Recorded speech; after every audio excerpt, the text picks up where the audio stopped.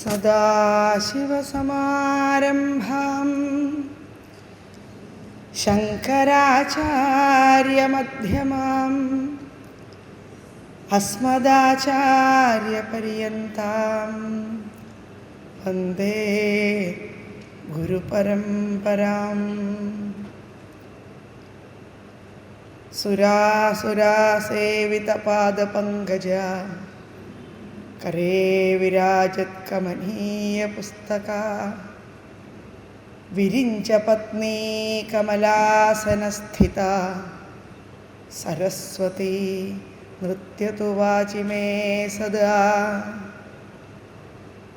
യോന്തഃ പ്രവിശ്യ മമ വാചമിമാം പ്രസുപ്താം സഞ്ജീവയത്യഖിലശക്തിധര സ്വധാംനാ. അന്യാംശ്ച ഹസ്തചരണശ്രവണത്വഗാദീൻ പ്രാണാൻ നമോ ഭഗവതേ പുരുഷായ തുഭ്യം. എല്ലാവർക്കും എൻ്റെ വളരെ വിനീതമായ നമസ്കാരം.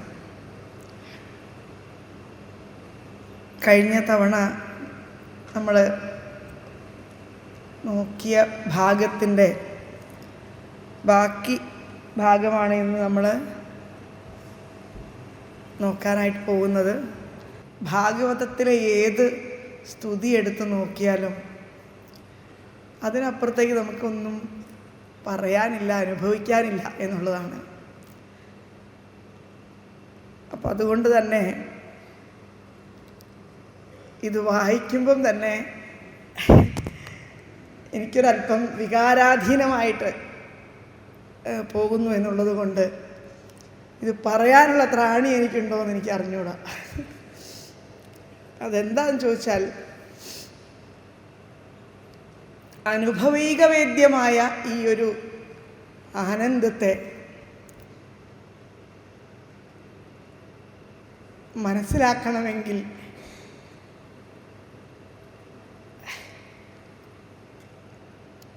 എനിക്ക് തോന്നുന്നു അത്തരത്തിലുള്ളൊരു മഹാത്മാക്കളുടെ അടുത്ത് നിന്ന് മാത്രമേ സാധിക്കുകയുള്ളൂ. അതുകൊണ്ട് എനിക്കിത് പറയാനുള്ള ഒരു ശേഷിയുണ്ടോ എന്ന് ഞാൻ സംശയിക്കുന്നു. എന്നാലും നമുക്കൊന്ന് നോക്കാം. അപ്പം അടുത്ത ശ്ലോകത്തിലേക്ക് കടക്കാം. ഇപ്പം കഴിഞ്ഞ ശ്ലോകത്തിൽ നമ്മൾ അവസാനിപ്പിച്ചത്, യാതൊരു സത്യസ്വരൂപനായിട്ടുള്ള ഭഗവാനാണോ തൻ്റെ മായാശക്തികളെ കൊണ്ട് ഋഷികൾ, ദേവന്മാർ, മനുഷ്യർ എന്നീ വർഗങ്ങളിൽ അവതരിച്ചിട്ട് അവതാരമൂർത്തികളെ കൊണ്ട് ശത്രുവിനെ കൊണ്ട് പീഡിതന്മാരായിട്ടുള്ള ഞങ്ങളെ യുഗയുഗാന്തരങ്ങളായിട്ട് രക്ഷിച്ചു കൊണ്ടിരിക്കുന്നത് ആ ഭഗവാനെ ഞങ്ങൾ ശരണം പ്രാപിക്കുന്നു എന്ന് പറഞ്ഞുകൊണ്ടാണ് കഴിഞ്ഞ ശ്ലോകം അവസാനിച്ചത്. അടുത്ത ശ്ലോകത്തിലേക്ക് കടക്കാം. തമേവ ദേവം വയമാത്മദൈവതം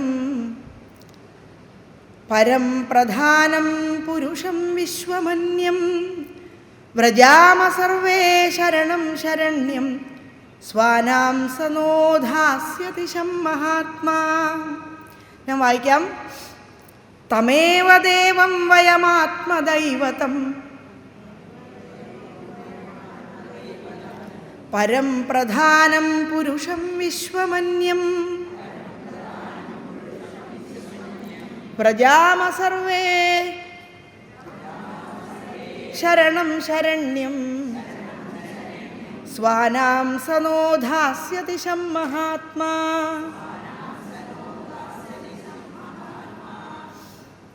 ഒന്നുകൂടി വായിക്കാം.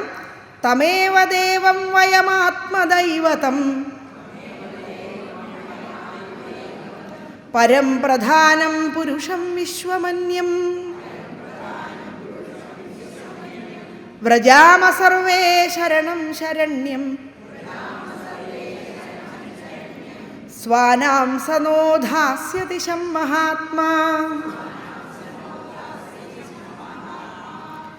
എങ്ങനെയാണ് പദച്ഛേദം നോക്കാം.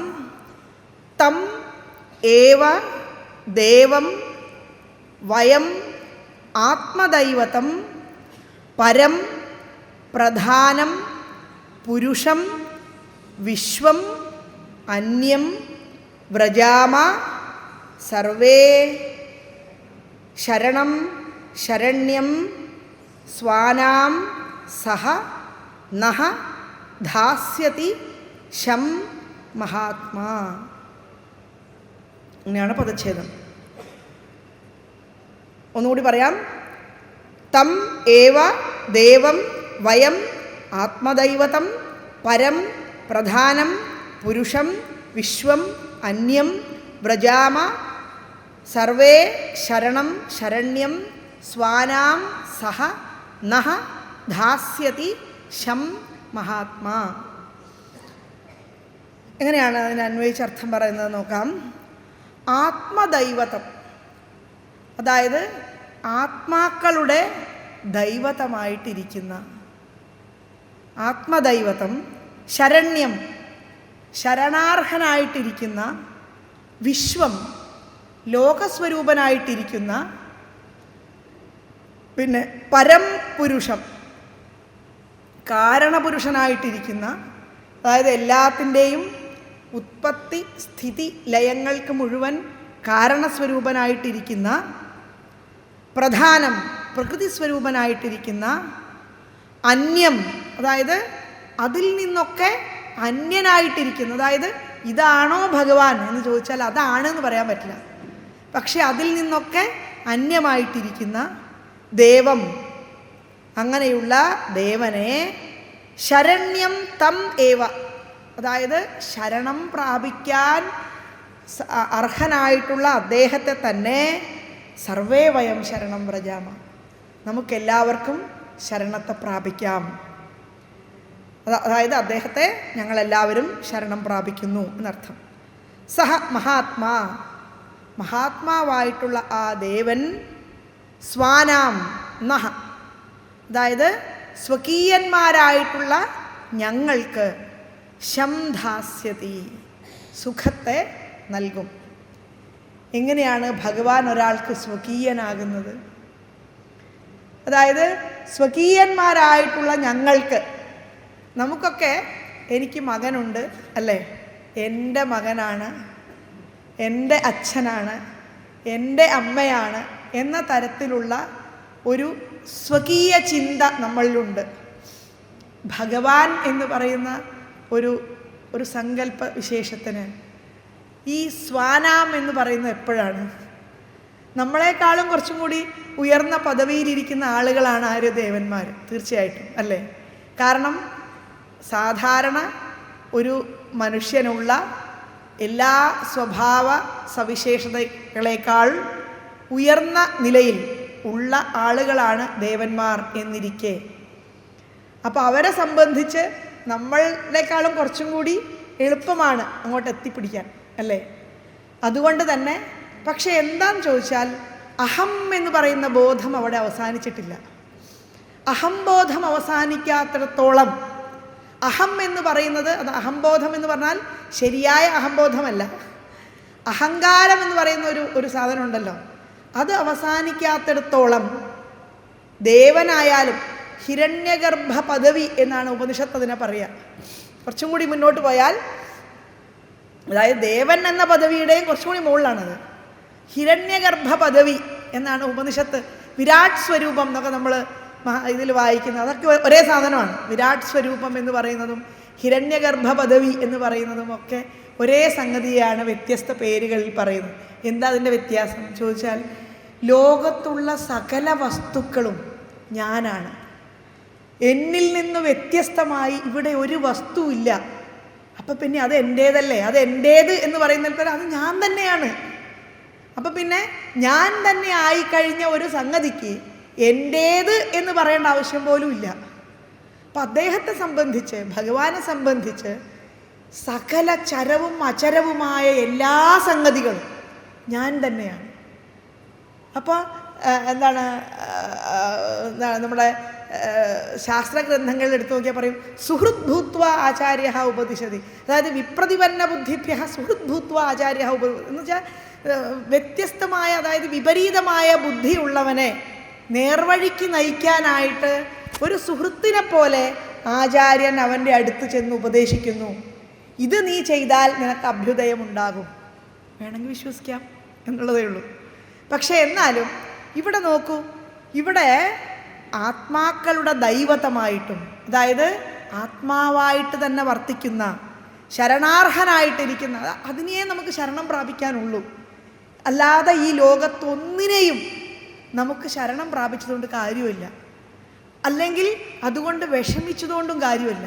നമുക്ക് നമ്മുടെ മക്കൾ എന്ന് പറഞ്ഞുകൊണ്ട്, അല്ലെങ്കിൽ വേറെ എന്തെങ്കിലും ഒരു സംഗതി എന്ന് പറഞ്ഞുകൊണ്ട് നമ്മൾ നാരദൻ്റെ കഥയൊക്കെ നമ്മൾ പറഞ്ഞു, ഇതിൽ തന്നെ പറയുന്നുണ്ട് അല്ലേ, എന്താണ് നാരദ മകൻ എന്നുള്ള ഒരു വികാരം കൂടുതലായിട്ടുള്ള ഒരു രാജാവ് അല്ലേ, മകൻ്റെ അടുത്ത് പോയിട്ട്, മകൻ മരിച്ചുപോയി, മകനോടുള്ള ആസക്തി മൂത്ത് ഈ മരിച്ചുപോയ മകനെ കാണാൻ വേണ്ടി പറഞ്ഞയക്കുകയാണ് അല്ലേ.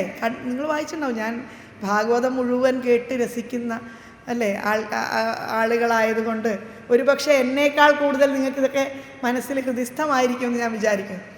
അപ്പോൾ ഈ ഒരു മകൻ്റെ അടുത്ത് ചെന്നപ്പോൾ മകനെ വളരെ സ്നേഹത്തോടു കൂടി മകനെ എന്ന് വിളിച്ചപ്പോൾ, നിങ്ങളെൻ്റെ എത്രാമത്തെ അച്ഛനാണ് എന്നാണ് കുട്ടി ചോദിച്ചത്. നിങ്ങളെൻ്റെ ഏത് ജന്മത്തിലെ അച്ഛനാണ്? അതായത് ഏത് ജന്മത്തിലുള്ള അച്ഛനാണ് എന്ന് കുട്ടി ചോദിക്കണമെങ്കിൽ ഒന്ന് ആലോചിച്ച് നോക്കൂ. നമ്മൾ നമ്മുടേത് എന്ന് വിചാരിച്ചുകൊണ്ട് നടക്കുന്ന സംഗതികളെല്ലാം തന്നെ ഇങ്ങനെയാണ് ഈ ലോകത്ത് സംഭവിക്കുന്നത് എന്നുള്ള ഒരു ചിന്ത മനസ്സിനുള്ളിൽ വെച്ചുകൊണ്ട് വേണം ഇതിനോടൊക്കെ അറ്റാച്ച്മെൻറ്റ് വേണ്ട, അല്ലെങ്കിൽ നമ്മുടെ ഇത് ചെയ്യണ്ട എന്നല്ല. അറ്റാച്ച്മെൻറ്റ് എന്ന് പറഞ്ഞാൽ ഡിറ്റാച്ച്ഡ് അറ്റാച്ച്മെൻറ്റ്, അങ്ങനെ അതിനെ പറയണം. ഡിറ്റാച്ച്ഡ് അറ്റാച്ച്മെൻറ്റ്, ഇംഗ്ലീഷിൻ്റെ ഭാഷയിൽ പറഞ്ഞാൽ അങ്ങനെയാണ് പറയാൻ പറ്റുക. ഡിറ്റാച്ച്ഡ് ആയിട്ട് മാത്രമുള്ള അറ്റാച്ച്മെൻറ്റ്, അത് മതി അല്ലേ. ഇന്നത്തെ കുട്ടിയൊക്കെ പിന്നെ അറ്റാച്ച്മെൻറ്റ് എന്ന് പറഞ്ഞ സാധനം ഇല്ല, അതുകൊണ്ട് തന്നെ കുഴപ്പമില്ല. അറ്റാച്ച്മെൻറ്റ് ഉണ്ടെങ്കിലേ കുഴപ്പമില്ല. നമുക്കൊക്കെയാണ് കുറച്ചും കൂടി പ്രായം എത്തിയ നമുക്കൊക്കെയാണ് അറ്റാച്ച്മെൻറ്റ് എന്ന് പറഞ്ഞുകൊണ്ട് നമുക്ക്, അയ്യോ എൻ്റെ മോൻ അങ്ങനെ ആയിപ്പോയില്ലേ, എൻ്റെ മറ്റയാൾ ഇങ്ങനെ ആയിപ്പോയില്ലേ എന്നുള്ളൊരു സങ്കടം. അവർക്ക് അങ്ങനെ ഒരു സങ്കടമൊന്നുമില്ല, അതുകൊണ്ട് തന്നെ കുഴപ്പമില്ല, അതാണ് ശരിക്കും. പക്ഷെ അത് ശരിയായ രീതിയിലാണോ പോകുന്നത് നോക്കണം കേട്ടോ. അവനവൻ്റെ ധർമ്മം നിർവഹിക്കുക എന്നുള്ളത് ഈ ശരീരത്തിൻ്റെ ഡ്യൂട്ടിയാണ്. അപ്പം ധർമ്മം നിർവഹിക്കാതെ അച്ഛൻ എന്ന് പറയുന്ന വ്യക്തി അല്ലെങ്കിൽ അമ്മ എന്ന് പറയുന്ന വ്യക്തിയോട് എന്താ പറയുക, ഈ ഇപ്പോഴത്തെ കുട്ടികൾ കാണിക്കുന്ന തരത്തിലുള്ള അറ്റാച്ച്മെൻറ്റ് കാണിക്കുന്നത് നല്ലത് എന്നുള്ള അർത്ഥത്തിലല്ല. ഒരിക്കലും നമ്മുടെ ധർമ്മം അങ്ങനെ പറഞ്ഞില്ല, ഒരിക്കലും അങ്ങനെ പറയുന്നുമില്ല. പക്ഷേ പറയുന്നത് എന്താണെന്ന് ചോദിച്ചാൽ, ഈ ഒരു അവസ്ഥാവിശേഷം, അതായത് ഏത് തരത്തിലുള്ള ബന്ധങ്ങളായാലും അത് ബന്ധനങ്ങളായി മാറാതെ ആത്മസ്വരൂപം, നമ്മൾ ഇന്ന് അനുഭവിക്കുന്ന എല്ലാ നന്മകൾക്കും എല്ലാ സുഖത്തിനും എന്താ പ്രശ്നം എന്നറിയോ? മനുഷ്യനെ സംബന്ധിച്ച് എത്ര സുഖം ഉണ്ടെങ്കിലും അയാൾ സുഖം മാത്രം കാണില്ല. നമ്മൾ ആരെങ്കിലും കാണാറുണ്ടോ? ജീവിതത്തിലുള്ള ദുഃഖത്തെ മാത്രം, എന്തൊക്കെ പ്രശ്നങ്ങളുണ്ട് നമുക്ക് പെട്ടെന്ന് ഓർമ്മ വരും. ഇത് മാത്രമേ മനസ്സിലുള്ളൂ. എത്ര ഭക്ഷണം കഴിക്കാൻ ബുദ്ധിമുട്ടുന്നില്ല, 2 കാല് കൊണ്ട് നടക്കാൻ ബുദ്ധിമുട്ടില്ല, കൈക്കൊരു കുഴപ്പമില്ല, ബുദ്ധിക്കൊരു കുഴപ്പമില്ല, മനസ്സിന് വേറൊരു പ്രശ്നം, ഇതൊന്നും നമ്മൾ കാണുന്നില്ല. ഇതൊന്നുമില്ലാതെ ഈശ്വരൻ നമ്മളെ സൃഷ്ടിച്ചിരിക്കുന്നു. പക്ഷേ ഇതിൻ്റെ ഒക്കെ അപ്പുറത്ത്, അതായത് നമ്മൾ കാണുന്നത് എന്താണ്? എനിക്ക് എന്താണ് ഇല്ലാത്തത്? എനിക്കില്ലാത്തതിനെ മാത്രം ആലോചിച്ചുകൊണ്ട് നമ്മളിങ്ങനെ അയവിറക്കിക്കൊണ്ടേയിരിക്കും ഏതു നേരവും. അതുകൊണ്ട് വേദാന്തം പറയുന്നത് എന്താണ്? മനഃ ഏവ മനുഷ്യാണാം കാരണം ബന്ധമോക്ഷയോ. ബന്ധവും മോക്ഷവും ഉണ്ടാക്കുന്നത് എന്താണ്? മനസ്സ് എന്ന് പറയുന്ന സാധനമാണ്. മനസ്സിനെ നമ്മുടെ രമണ മഹർഷിയൊക്കെ പറയും, ചുമ്മാ ഇര്. എന്താ ഈ ചുമ്മാ ഇരെന്ന് പറഞ്ഞാൽ? ചുമ്മാ ഇരെന്ന് പറഞ്ഞാൽ ഒന്നും മനസ്സിനെ പ്രവർത്തിപ്പിക്കാതെ ഒരു ഇത്തിരി നേരം ഇരുന്ന് നോക്കൂ, അപാരമായ സുഖമാണ്. അത് പ്രവർത്തിപ്പിക്കാതിരിക്കാനുള്ള മാർഗമാണ് ഈ ചെയ്തുകൊണ്ടിരിക്കുന്നത്. അതായത് മനസ്സിനെ പ്രവർത്തിപ്പിക്കാതെ ഏതൊരു സ്തുതി കേൾക്കുമ്പോഴും ഏതൊരു ഭക്തിപരമായിട്ടുള്ള എന്തൊരു സാധനം നമ്മളുടെ ഹൃദയത്തിലൂടെ കയറി ഇറങ്ങുമ്പോഴും എന്താണ് പ്രധാനമായി സംഭവിക്കുന്നത് എന്ന് ചോദിച്ചാൽ മനസ്സ് നിശ്ചലമാവുകയാണ്. അതുകൊണ്ടാണ് നമ്മൾ ആനന്ദിക്കുന്നത്. ഒരു സംഗീതം കേട്ടാൽ എങ്ങനെയാണ് നമ്മളിങ്ങനെ ആസ്വദിച്ചുകൊണ്ടിരിക്കുന്നത്? സംഗീതത്തിൻ്റെ ഭംഗി കൊണ്ടല്ല നമ്മൾ ആസ്വദിക്കുന്നത്. നമ്മൾ ആസ്വദിക്കുന്നത് കൊണ്ടാണ് എൻ്റെ മനസ്സ് നിശ്ചലമാകുന്നു, എൻ്റെ മനസ്സതിൽ കോൺസെൻട്രേറ്റഡ് ആകുന്നു, എൻ്റെ മനസ്സതിൽ ആണ്ടിറങ്ങുന്നു. അതുകൊണ്ടാണ് ഇല്ലെങ്കിൽ നമുക്കൊരിക്കലും ആസ്വദിക്കാൻ സാധ്യമല്ല ഒന്നും ഈ ലോകത്ത്. അപ്പം അതുകൊണ്ട് ഈ ആസ്വദിപ്പിക്കുന്ന വസ്തു എവിടെയാണ് ഉള്ളത്? നമ്മുടെ ഉള്ളിലാണ് ഉള്ളത്. ആ ഉള്ളിലുള്ള വസ്തുവിനെ, ആ ഉള്ളിലുള്ള വസ്തു തന്നെയാണ് ഈ ലോകത്തുള്ള സകല ജീവജാലങ്ങളിലും ഇരിക്കുന്നത് എന്ന് മനസ്സിലാക്കിയാൽ നാം പരിപൂർണരായി. പിന്നെ ഒന്നും നമുക്ക് നേടാനില്ല ജീവിതത്തിൽ. അതായത് ഓരോ മനുഷ്യനും അനുഭവിക്കുന്ന എല്ലാ സൗഭാഗ്യങ്ങളും അവർ ചെയ്തിരിക്കുന്ന പുണ്യപാപങ്ങളുടെ അനന്തരഫലമാണ്. നമുക്ക് വേണ്ട എല്ലാ സാധനങ്ങളും നേടുമ്പോൾ, അല്ലേ, എനിക്ക് പുതിയ സാരി വേണം, എനിക്ക് പുതിയ സംഗതി വേണം, എനിക്ക് പുതിയ അത് വേണം, പുതിയ ഇത് വേണം, ഇതൊക്കെ കിട്ടാനുള്ള പുണ്യം നമ്മൾ ചെയ്തിട്ടുണ്ടെങ്കിൽ തീർച്ചയായിട്ടും കിട്ടും. പക്ഷെ അതോടൊപ്പം ആലോചിക്കേണ്ട ഒരു വിഷയം എന്താണെന്ന് ചോദിച്ചാൽ, ഇതോടൊപ്പം തീരുന്നത് നമ്മൾ നേടിവെച്ച പുണ്യം കൂടിയാണ്. അപ്പം അതുകൊണ്ട് ഈ പുണ്യത്തെ സംരക്ഷിച്ച് നിർത്തുകയും ആ പുണ്യത്തെ മുന്നോട്ട് കയറ്റിക്കൊണ്ടു പോവുകയും ചെയ്യേണ്ടത് ഈ മനുഷ്യജന്മത്തിൻ്റെ ബാധ്യതയാണ്. പുണ്യം കയറ്റാൻ വേണ്ടിയിട്ട് ഞാൻ പോയിട്ട് ഒരാൾക്ക് എൻ്റെ വീട് ദാനം ചെയ്യുന്നു, ഒരു കാര്യമില്ല. പുണ്യം കയറ്റാൻ എന്നുള്ള ഒരു വിശ്വാസം ഉള്ളിൽ വെച്ചുകൊണ്ട് ദാനം ചെയ്തിട്ടൊരു കാര്യമില്ല. ഹൃദയത്തിൽ നിന്ന് വന്നുകൊണ്ട് ചെയ്യണം. അതാണ് ശ്രദ്ധയാദേയം ഹ്രിയാദേയം ഭിയാദേയം ഉപനിഷത്ത് പറയും. എന്താണ് ഈ ശ്രദ്ധ എന്ന് പറഞ്ഞാൽ? ആസ്തിക്യ ബുദ്ധി എന്ന് ശങ്കരാചാര്യ സ്വാമികൾ അതിനെ വ്യാഖ്യാനിക്കും. അതായത് ആസ്തിക്യ ബുദ്ധി എന്ന് പറഞ്ഞാൽ ശാസ്ത്രേഷു ഗുരുവാക്യേഷു തത്വബുദ്ധി അവധാരണ സാ ശ്രദ്ധാ കഥിതാ സദ്ഭി യയാ വസ്തുപലഭ്യതേ. അതായത് ശാസ്ത്രത്തിൽ, ഗുരുവിൻ്റെ വാക്യത്തിൽ, ശാസ്ത്രേഷു ഗുരുവാക്യേഷു, അതിൻ്റെ തത്വബുദ്ധി അവധാരണ, അതിൻ്റെ തത്വത്തെ ഗ്രഹിക്കാനുള്ള ഒരു സാധനം ഇവിടെ വേണം. ശാസ്ത്രത്തിലും ഗുരുവാക്യത്തിലും തത്വത്തെ ഗ്രഹിക്കാനുള്ള ഒരു സംഗതി വേണം. അതായത് അത് തന്നെയാണ് വിവേകാനന്ദ സ്വാമികൾക്കുണ്ടായിരുന്നത്, അത് തന്നെയാണ് ചിന്മയാനന്ദ സ്വാമിജിക്കുണ്ടായിരുന്നത്. പുകയും വലിച്ച് വിട്ടുകൊണ്ട് ഇപ്പോഴും വിവേകാനന്ദ സ്വാമി വലിച്ച ഹുക്ക, അല്ലേ, നമുക്ക് അവിടെ പോയി കാണാം. നിങ്ങൾ പോയി നോക്കൂ, കൽക്കത്തയിലെ അദ്ദേഹത്തിൻ്റെ ആശ്രമത്തിൽ പോയി നോക്കൂ. അദ്ദേഹം വലിച്ചു വിട്ടുകൊണ്ടിരുന്ന ഹുക്ക നമുക്ക് കാണാം. ഈ ശരീരബോധം ഇല്ലാത്തവൻ എന്തിനാ ഹുക്ക? ആലോചിച്ച് നോക്കൂ. അതായത് ഇങ്ങനെയൊക്കെ ജീവിച്ചിരുന്ന ഒരു മനുഷ്യന് ഈ തത്വബുദ്ധി അവധാരണ എങ്ങനെയാണ് ഉണ്ടായത് എന്ന് ചോദിച്ചാൽ ഇതാണ് സാധനം. സാ ശ്രദ്ധാ കഥിതാ സദ്ഭി. ശ്രദ്ധ എന്ന് പറയുന്ന സാധനം എപ്പോഴാണോ ഹൃദയത്തിൽ ആവേശിക്കുന്നത് ആ സമയത്ത് മാത്രമേ നമുക്കിത് ഹൃദയപൂർവ്വം കേൾക്കാൻ സാധിക്കുകയുള്ളൂ, ഹൃദയപൂർവ്വം മനസ്സിലാക്കാൻ സാധിക്കുകയുള്ളൂ. ഇതിൽ വിശ്വാസം വരികയുള്ളൂ. അതാണ് വിശ്വാസം എന്ന് പറയുന്ന സാധനം വരികയുള്ളൂ. അല്ലാണ്ട് അയാൾ പറയണതിൽ ഇപ്പം എന്തെന്നാ ഒരു കാര്യമുള്ളത്? അങ്ങനെ പലരും പറയും, ഇല്ലേ? ഇതാണ്. അതായത് ശ്രദ്ധാരിൽ നമ്മളിത് സമർപ്പിക്കണം. ഗുരുനാഥനെ കണ്ടെത്തുന്നതിന് മുൻപ് ഈ ഗുരുനാഥന് അതിനുള്ള ശ്രദ്ധയുണ്ടോ എന്ന്, അതായത് അദ്ദേഹത്തിൻ്റെ അടുത്ത് നിൽക്കുമ്പോൾ തന്നെ നമുക്കൊരു വല്ലാത്ത സുഖം അനുഭവപ്പെടും. അദ്ദേഹം നിൽക്കുന്ന ആ ഇടത്ത് നമുക്ക് അനിതര സാധാരണമായ ഒരു ആനന്ദം അനുഭവപ്പെടും. അത് ഓരോ വ്യക്തിക്കും വ്യത്യസ്തരാണ്. അതുകൊണ്ടാണ് നമ്മൾ പാകപ്പെടുമ്പോൾ നമ്മൾ അറിയാതെ നമ്മളുടെ അടുത്തേക്ക് ഒരു ഗുരുനാഥൻ എത്തിച്ചേരുമെന്ന് പറയുന്നത്. ഇനി അഥവാ പുറത്തുനിന്നൊരു ഗുരു എത്തിയില്ല എന്ന് വിചാരിച്ചോളൂ, അങ്ങനെയാണെങ്കിൽ ഞാൻ തന്നെ ഗുരുവാകുമെന്ന് ഭഗവാൻ പറഞ്ഞിട്ടുണ്ട് ഭഗവത്ഗീതയിൽ. തേഷാമഹം സമുദ്ധർത്ത മൃത്യു സംസാര സാഗരാത്, അല്ലേ?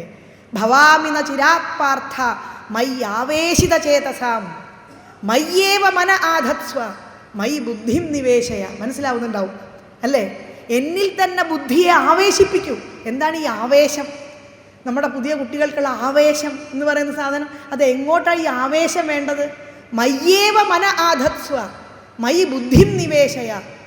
എന്നിൽ നിന്റെ ബുദ്ധിയെ എന്നിൽ നീ സന്നിവേശിപ്പിക്കൂ. ആ ഞാൻ ആരാണ്? അതാണ് ഈ പറഞ്ഞ എന്താണ്? വ്രജാമ സർവേ ശരണം ശരണ്യം. നമുക്കെല്ലാവർക്കും അദ്ദേഹത്തെ ശരണം പ്രാപിക്കാം. എങ്ങനെയാണ്? സ്വാനാം സനോധാസ്യതിശം മഹാത്മാ. ആ മഹാത്മാവ് നമുക്ക് ശം ധാസ്യതി. ശം എന്ന് പറഞ്ഞാൽ നമുക്കതിൻ്റെ ഒരു സുഖം. ആ സുഖത്തെ അദ്ദേഹം നമുക്ക് തരും. അദ്ദേഹം എന്ന് പറഞ്ഞാൽ നമ്മിൽ നിന്നും വ്യത്യസ്തമായ ഒരു എൻറ്റിറ്റി അല്ല. ആ ശം എന്ന് പറയുന്നത് നമ്മുടെ ഉള്ളിൽ തന്നെ ഇരിക്കുന്ന ആത്മവസ്തുവാണ്, ബോധസ്വരൂപമാണ്. ആ ബോധസ്വരൂപത്തെ സ്മരിക്കുന്നവന് ആ ബോധസ്വരൂപം ഏകീഭവിക്കുകയും ആ ആനന്ദം അദ്ദേഹത്തിന് പ്രദാനം ചെയ്യുകയും ചെയ്യും. അതാണ് നേരത്തെ ഇവിടെ വായിച്ചു, ലാവണ്യ സമ്പത്തൊഴുകുന്നതാണോ, കാരുണ്യപൂരം പ്രവഹിക്കയാണോ, ആനന്ദപീയൂഷമൊഴിക്കയാണോ, നിർവാണമാർഗങ്ങൾ തുറക്കയാണോ, പുണ്യത്തിനേക്കാളിതു പുണ്യമത്രേ, രമ്യത്തിനേക്കാളിതു രമ്യമത്രേ, ചിത്രത്തിനേക്കാളിതു ചിത്രമത്രേ, ഹൃദ്യത്തിനേക്കാൾ ഇതു ഹൃദ്യമത്രേ. എത്ര മനോഹരമായിട്ടാണ് ആ ഭാവത്തെ, ഞാനും ഈ ആത്മവസ്തുവും ഒന്നാണ് എന്ന് തിരിച്ചറിയുന്ന ആ അവസ്ഥാവിശേഷത്തെ അദ്ദേഹം വർണ്ണിക്കുന്നത് നോക്കൂ. ഈ അവസ്ഥയിലൂടെ അങ്ങനെയുള്ള ഒരു ആത്മാവിനെ, അതായത് ആത്മസ്വരൂപത്തെ നമുക്ക് ശരണം പ്രാപിക്കാമെന്നാണ്. അതായത് ഈ ജീവാത്മാക്കളുടെ, നമ്മളൊക്കെ ഓരോ ജീവാത്മാക്കളാണ്. എന്തുകൊണ്ടാണ് ജീവാത്മാക്കളായിട്ട് നമ്മളിവിടെ നിലനിൽക്കുന്നത്? എന്തോ കാര്യം പൂർവജന്മാർജിതമായി നമ്മളിങ്ങനെ കൊണ്ടുവന്നിരിക്കുന്നു തീർക്കാൻ വേണ്ടി. ഈ സംഗതി ഇവിടെ ചെയ്ത് തീർത്ത് അവസാനിപ്പിച്ച് അതിനോടൊട്ടലില്ലാതെ ആ കാര്യങ്ങൾ നിറവേറ്റി എന്താണോ പൂർവജന്മ വാസന, ആ വാസനാബലത്തെ ക്ഷയിപ്പിച്ചുകൊണ്ട് ഇവിടെ നിന്ന് ഈ ശരീരം ഉപേക്ഷിച്ചുകൊണ്ട് കടന്നു പോകാൻ വേണ്ടി മാത്രമാണ് ഇന്ന് നമ്മൾ ഓരോ ശരീരമെടുത്ത് ഇവിടെ ഇങ്ങനെ ഇരിക്കുന്നത്. എന്തുകൊണ്ടാണ് ഇവിടെ ഈ എത്രയായിരം ആൾക്കാർ ഈ പ്രദേശത്തോട് താമസിക്കുന്നു? എന്തുകൊണ്ടാണ് കുറച്ച് പേർക്ക് മാത്രം ഇങ്ങനെയുള്ള സംഗതി കേൾക്കണം തോന്നുന്നത്? പൂർവജന്മം അതിലിരിക്കുന്നു എന്നുള്ളതാണ്. അല്ലാത്തവർക്ക് അത് കേൾക്കാൻ തോന്നില്ല, നമ്മൾ എത്ര പറഞ്ഞിട്ടും കാര്യമില്ല. അതായത് അതൊരു വാസനാബലമാണ്. വാസന എന്ന് പറയുന്നത് പൂർവജന്മാർജിതമാണ്. ഈ ജന്മത്തിലും നമ്മൾ വാസന ഉണ്ടാക്കുന്നു. എനിക്കത് ചെയ്യണം, ഇത് ചെയ്യണം, മറ്റേത് ചെയ്യണം എന്ന് പറഞ്ഞുകൊണ്ട് ഇങ്ങനെ പുതിയ പുതിയ പുതിയ വാസനകളിലേക്ക് കയറി ഇറങ്ങുകയും ഈ ചെയ്യുന്ന കാര്യങ്ങളോട് ഞാൻ ചെയ്താലേ ശരിയാവൂ, എനിക്ക് ഇതുകൊണ്ട് ഞാനാണ് ഇതിൻ്റെയൊക്കെ അധിപൻ, ഞാനാണ് ഇതിൻ്റെ സർവാധികാരി എന്ന് വിചാരിച്ചുകൊണ്ട് നമ്മൾ ചെയ്യുന്ന എന്ത് പ്രവൃത്തിയും നമ്മളുടെ ആത്മാവിനോട് ഒട്ടലുണ്ടാക്കും. അതിൽ നിന്നാണ് എന്തുണ്ടാകുന്നത്?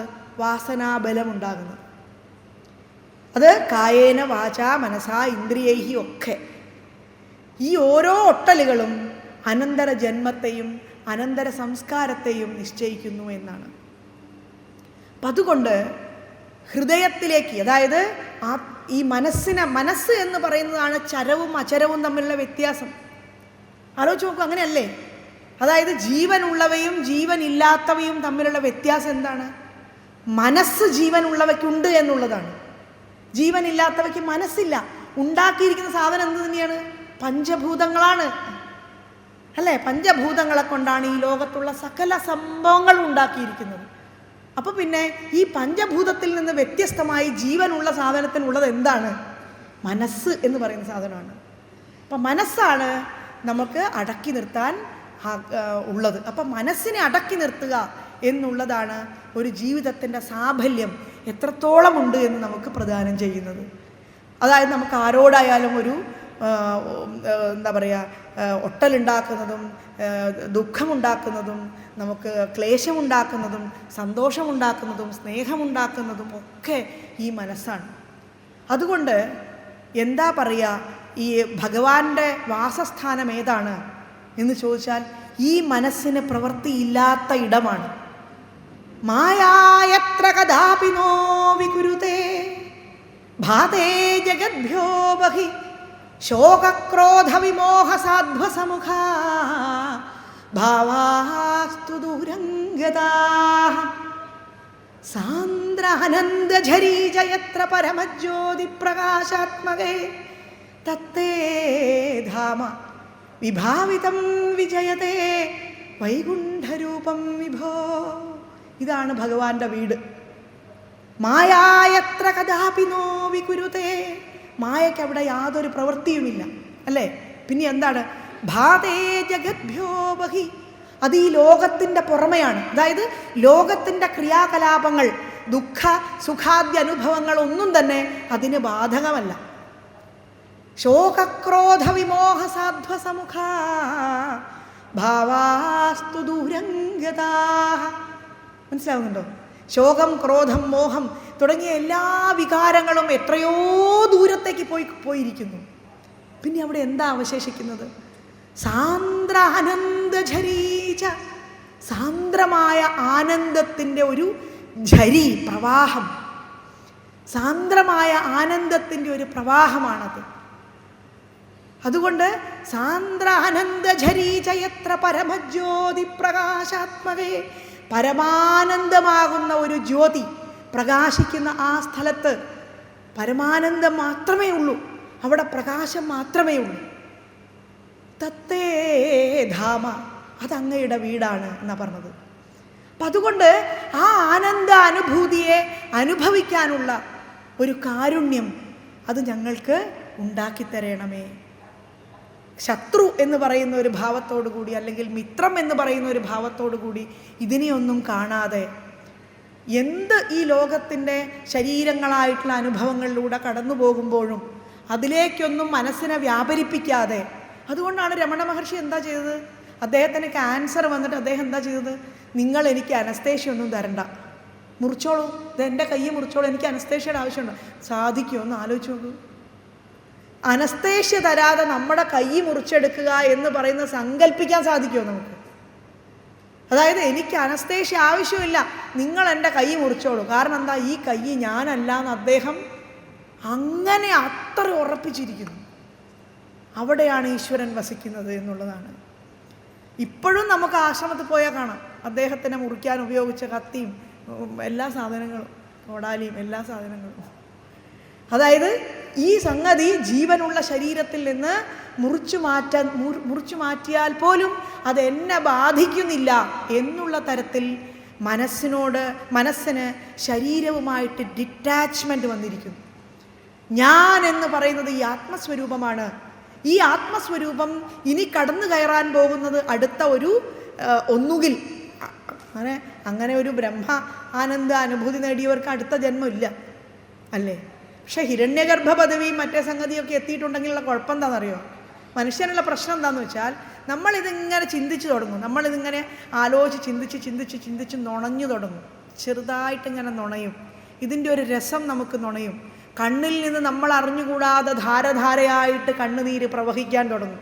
പക്ഷേ ഈ കണ്ണുനീരൊക്കെ പ്രവഹിച്ച് നിരന്തരം ഈ പ്രവാഹം ഇങ്ങനെ വന്നുകൊണ്ടിരിക്കുമ്പോൾ എന്താണ്?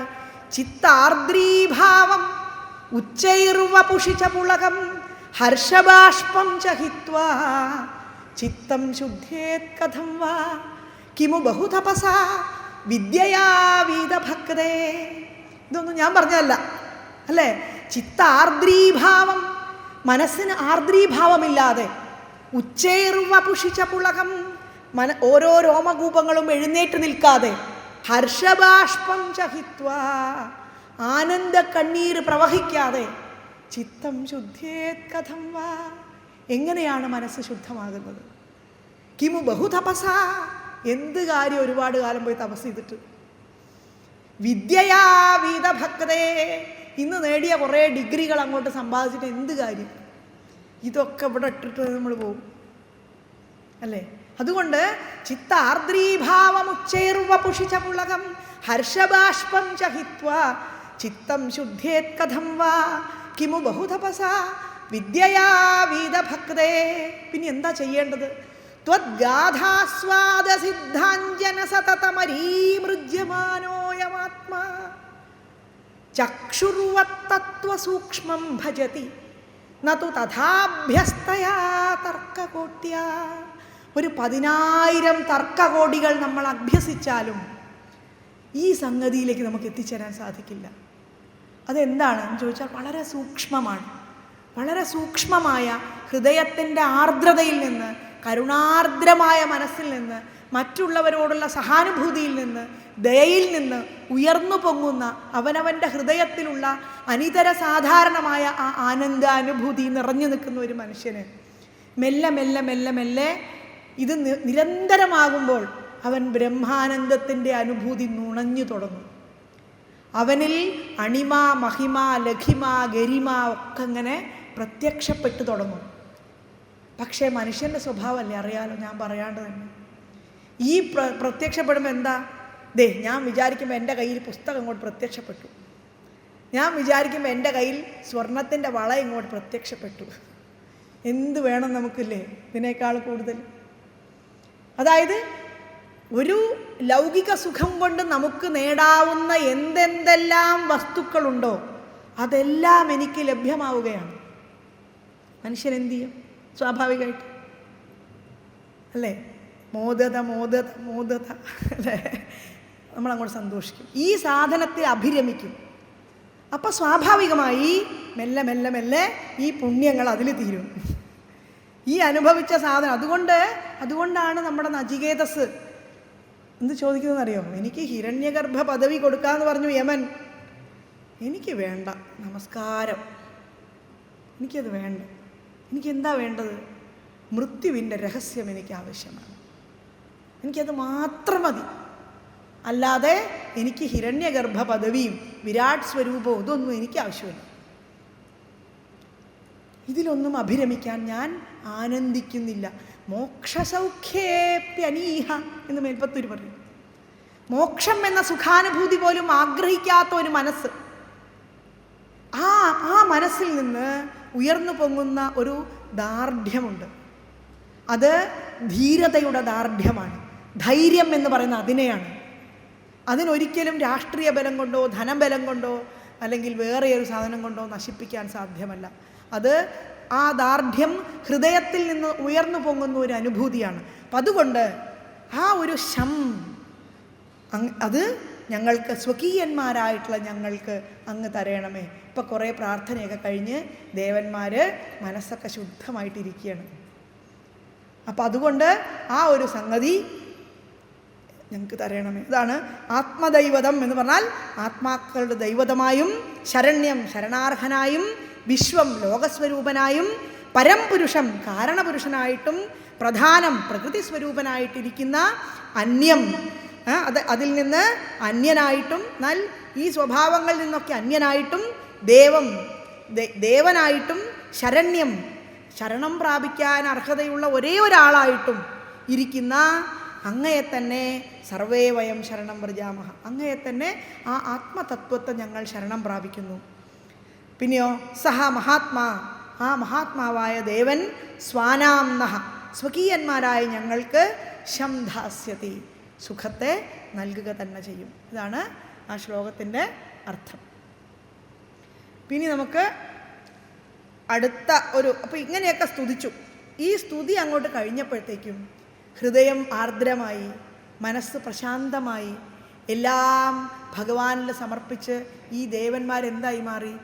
ദേവനായി മാറി, അതായത് ഭഗവാനായിട്ട് മാറി ഇങ്ങനെ നിൽക്കുന്ന ഒരു സന്ദർഭമാണ്. ആ സന്ദർഭത്തിൽ സ്വാഭാവികമായിട്ട് അവർക്ക് എന്തുണ്ടാവും? ഹൃദയത്തിൽ ഭഗവത് അനുഭൂതി ഉയർന്നു പൊങ്ങും. അതായത് പഞ്ചാരയിൽ കയ്പു തുടങ്ങിടുന്നു, പൂന്തിങ്കളിൽ കൂരിരുൾ കേറിടുന്നു, കന്ദർപ്പനിൽ ദർപ്പമൊഴിഞ്ഞിടുന്നു, തദ്ദിവ്യലാവണ്യവിലാസവായ്പിൽ പൂന്തേൻ കുഴമ്പൊത്ത വിലോചനത്തിലെന്തോ നിരായാസരസം വളർത്തി, വിച്ഛിത്തി കൂടാതൊഴുകുന്ന നീലജ്യോത്സ്നാപ്രവാഹത്തിൽ ഒളിച്ചു വിശ്വം. അകത്തുമെന്നല്ല പുറത്തും എല്ലായിടത്തും അസുന്ദര ദീപ്തി മാത്രം നിറഞ്ഞു വന്ന അന്യപദാർത്ഥമെല്ലാം മറഞ്ഞു കാണാൻ കഴിയാതെയായി. നോക്കിയാൽ നോക്കിയ ദിക്കിലൊക്കെ നാരായണൻ തൻ തിരുമേനി മാത്രം കാണുന്നു, മറ്റുള്ള പദാർത്ഥജാതം ഇത്ര ക്ഷണം പോയി മറഞ്ഞതെങ്ങോ.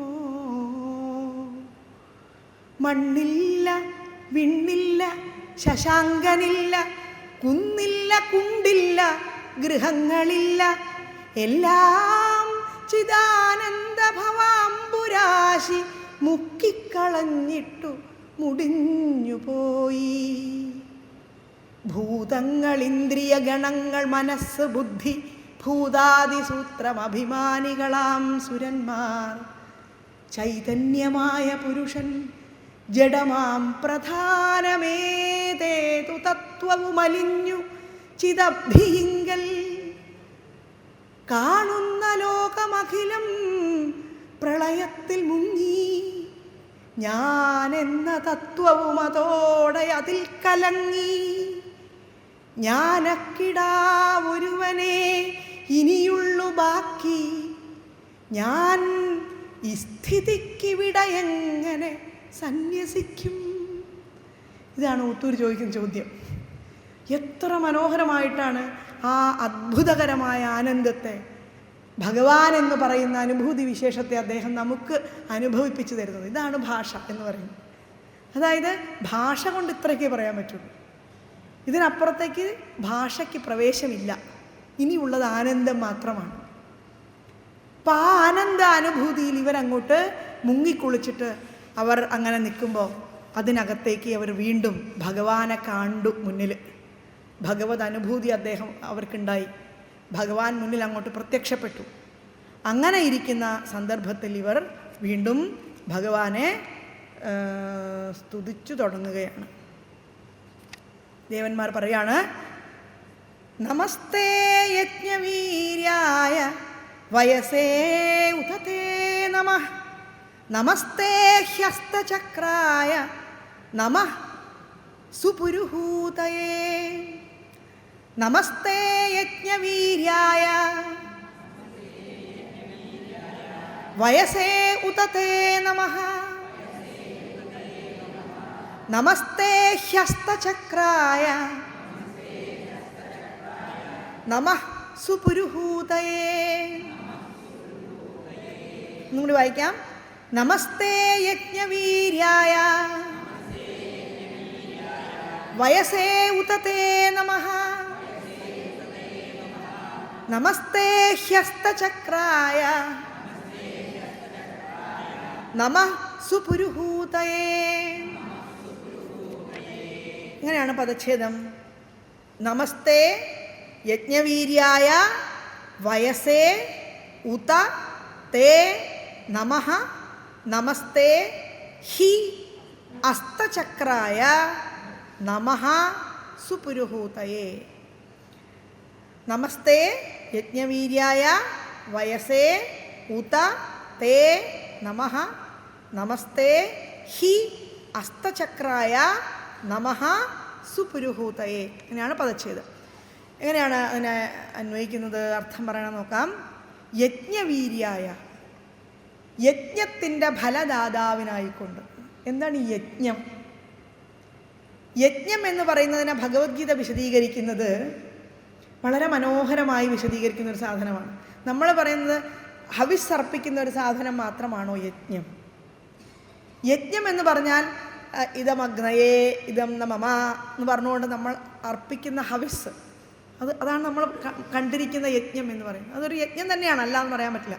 കാരണം ഇതം അഗ്നയേ സ്വാഹ, അല്ലേ? ഇതം മമ, അഗ്നിക്കായിക്കൊണ്ട് ഞാനിത് സമർപ്പിക്കുന്നു, ഇത് എൻ്റേതല്ല എന്നുള്ള ഭാവത്തോടു കൂടിയാണ് സമർപ്പിക്കുന്നത്. അതായത് എൻ്റെ ഒരു സാധനം മനസ്സോടു കൂടി ഞാൻ അങ്ങോട്ട് കൊടുക്കുകയല്ല. അതായത് അതിൻ്റെ പിന്നിലുള്ള ഭാവം വളരെ പ്രധാനമാണ്. ഇതിനെ വിശദീകരിച്ചുകൊണ്ട് തന്നെയാണ് നമ്മുടെ വിവേകാനന്ദ സ്വാമിജി വ്യാഖ്യാനിച്ചിട്ടുണ്ട് ഉപനിഷത്തിനെ. എന്താണ്? ശ്രദ്ധയാദേയം, ഹ്രിയാദേയം, ഭിയാദേയം, സംവിദാദേയം. യജ്ഞം എന്ന് പറയുന്നത് ഒരു പ്രത്യേക തരം ഭാവവിശേഷമാണ്. അതായത് യജ്ഞം അനുഷ്ഠിക്കുന്നത് എങ്ങനെ എന്ന് ചോദിച്ചാൽ, ഇപ്പം നമ്മുടെ ഇവിടെ 4 ഭാഗത്തും കുറേ വൃക്ഷലതാദികൾ വളർന്നു നിൽക്കുന്നു, ഇല്ലേ? ആരെങ്കിലും അതിന് വെള്ളമോ എന്തെങ്കിലും സാധനം കൊടുക്കുന്നുണ്ടോ? അല്ലെങ്കിൽ നമുക്കത് ഫലം തരുന്നു, നമുക്കത് വിറക് തരുന്നു, നമുക്കത് തണൽ തരുന്നു, നമുക്ക് പല സാധനങ്ങളും ഈ വൃക്ഷങ്ങളും സംഭവങ്ങളും തരുന്നു. ദേ നിനക്ക് ഞാനൊരു 10,000 രൂപയുടെ, അല്ല 10,000 ഒക്കെ ചെറുതായിപ്പോയി അല്ലേ, വളരെ വലിയ രൂപയുടെ ഒരു അവാർഡ് തരാം എന്ന് പറഞ്ഞിട്ടാണോ വൃക്ഷങ്ങൾ കായ്ച്ചു നിൽക്കുന്നത്? അല്ലേ? ആരെങ്കിലും അവയെ പ്രശംസിക്കുന്നോ? എന്തെങ്കിലും ചെയ്യുന്നുണ്ടോ? വൃക്ഷങ്ങൾ, അതെ, സൂര്യൻ ദിവസവും രാവിലെ ഉദിക്കുന്നു. ദേ സൂര്യന് ഞാൻ ഉദിക്കുന്ന സൂര്യന് ഞാനിതേ ഇത്ര ക്യാഷ് അവാർഡ് കൊടുക്കാം എന്ന് പറയുന്നുണ്ടോ? കൊടുത്തിട്ടാണോ? നമുക്ക് ആർക്കെങ്കിലും ആണെങ്കിൽ എന്തെങ്കിലും ഒരു കാര്യം ചെയ്യണമെങ്കിലോ ഒന്ന് ആലോചിച്ച് നോക്കൂ. അതായത് പ്രകൃതി നമ്മളെ എന്താണ് പഠിപ്പിക്കുന്നത്? ദേവാൻ ഭാവയതാനേന തേ ദേവാ ഭാവയന്തു വഹ പരസ്പരം ഭാവയന്ത ശ്രേയഃ പരമവാപ്സ്യഥ എന്ന് ഭഗവത്ഗീത പറയും. അല്ലേ? ദേവന്മാരെ നമുക്ക് അങ്ങോട്ട് അവരെ ഒന്ന് പരിഗണിക്കാം. തേ ദേവാ ഭാവയന്തു നഃ, ആ ദേവന്മാർ നമ്മളെയും ഒന്ന് പരിഗണിക്കട്ടെ. അല്ലേ? പരസ്പരം ഭാവയന്ത, പരസ്പരം പരസ്പരം ഭാവന ചെയ്തുകൊണ്ട് ശ്രേയഃ പരമവാപ്സ്യഥ, പരമമായ ശ്രേയസ്സിനെ നമുക്ക് പ്രാപിക്കാം. അല്ലേ? നേരെ മറിച്ച് ഇന്നിപ്പോൾ നമ്മളത് മാറ്റി എഴുതണം. പരസ്പരം പാരയന്ത, അല്ലേ? ശ്രേയഃ പരമവാപ്സ്യഥ എന്ന് പറയേണ്ടി വരും. പാരയന്താന്നൊന്നും ഞാൻ പറഞ്ഞാൽ സംസ്കൃതം അല്ല കേട്ടോ, ഞാൻ മലയാളമാണ് പറഞ്ഞത്. സംസ്കൃതത്തിൽ പാരയന്ത എന്ന് പറഞ്ഞാൽ വേറെ അർത്ഥമാണ്. അതായത് എന്താണെന്ന് ചോദിച്ചാൽ ഈ യജ്ഞം എന്ന് പറയുന്ന ഇതാണ്.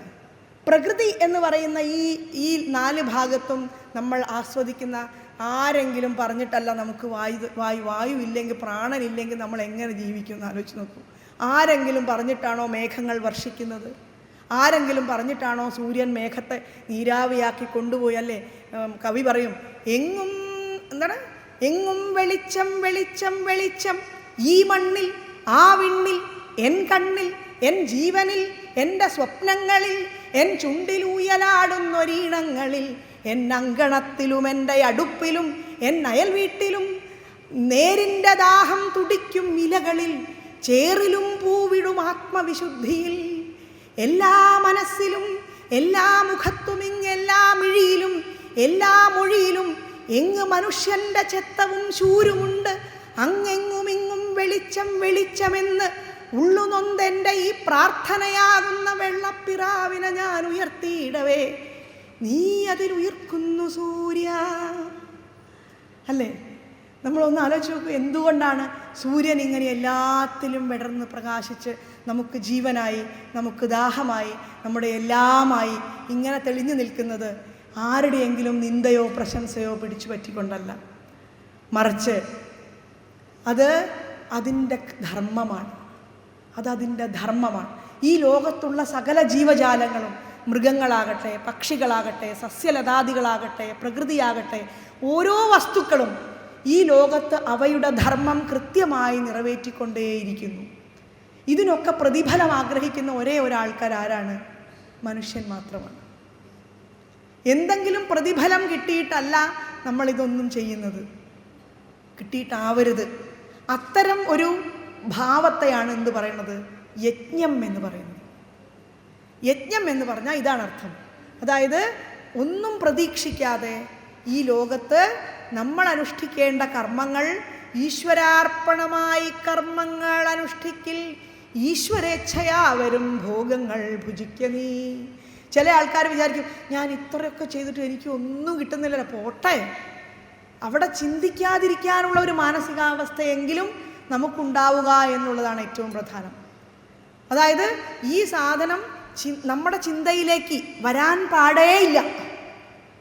അറിയാതെ സംഭവിച്ചു പോകുന്ന എന്തോ ഒരു പ്രവൃത്തിയായി അറിയാതെ ഈ ശരീരത്തിൽ നിക്ഷിപ്തമായിരിക്കുന്ന കർത്തവ്യങ്ങൾ എങ്ങനെയാണോ സൂര്യൻ അനുഷ്ഠിക്കുന്നത്, എങ്ങനെയാണോ പ്രകൃതി അനുഷ്ഠിക്കുന്നത്, എങ്ങനെയാണോ ഓരോ ജീവജാലങ്ങളും അനുഷ്ഠിക്കുന്നത്, അതുപോലെ അനുഷ്ഠിക്കാൻ മനുഷ്യനും ബാധ്യസ്ഥനാണ്.